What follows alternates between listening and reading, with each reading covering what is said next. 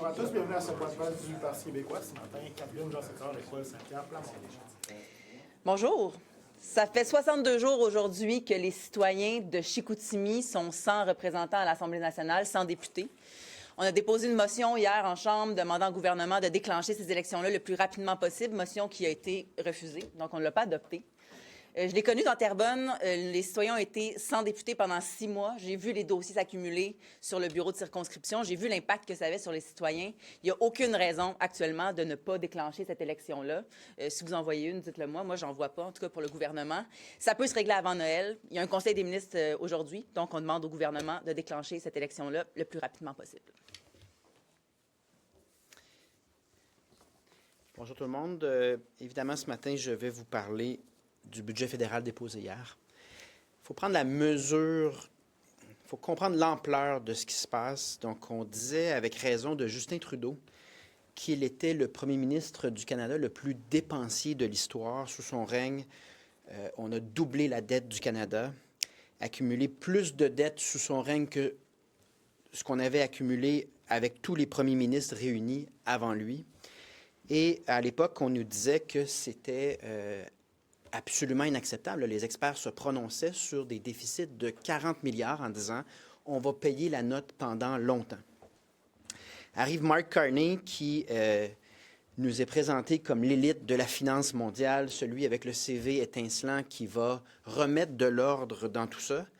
Et coup de théâtre, Mark Carney réussit l'impensable, être substantiellement plus dépensier que Justin Trudeau. Donc, ce n'est pas 40 milliards, mais 78 milliards. Ça, c'est l'équivalent d'endetter le Québec à chaque année de 16 milliards de dollars.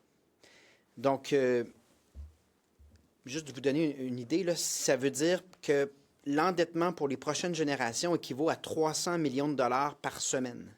C'est comme si on avait un scandale, ça clique à tous les mois, en raison d'un gouvernement fédéral qui, essentiellement, livre pas grand-chose.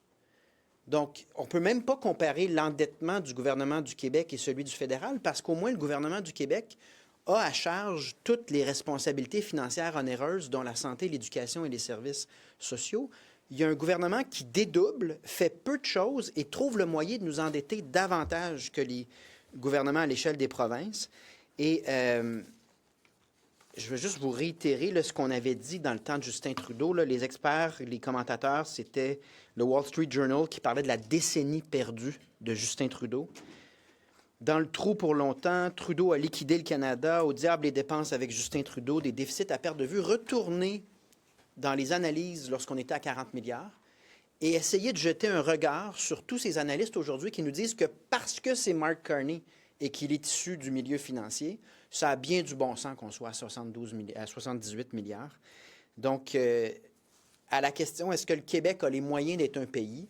Quand on vous dit que le Canada envoie plus d'argent au Québec que ce qu'on en envoie à Ottawa, mettez dans l'équation cette dette-là, parce qu'évidemment qu'un gouvernement du Québec, ce serait un mauvais choix, pourrait s'endetter de 16 milliards de plus. Ce serait un très mauvais choix. Mais c'est une réalité biaisée de dire que le Québec ne serait pas capable d'assumer ses responsabilités. La différence, c'est que tous ces dédoublements puis ces gaspillages à Ottawa, et Dieu sait s'il y en a, moi, je pense qu'on ferait quelque chose de plus intelligent avec ces sommes-là, notamment les rediriger en santé, en éducation, en service à la population. Donc, rapatrier 90 milliards dans les circonstances, ça me semble urgent. On a déjà dit dans le passé qu'on n'avait pas les moyens d'être un pays. Moi, je vous dis ce matin, on n'a pas les moyens de rester dans le Canada. Parce que cette histoire-là est un cauchemar sur le plan financier et ça a un impact important sur notre avenir.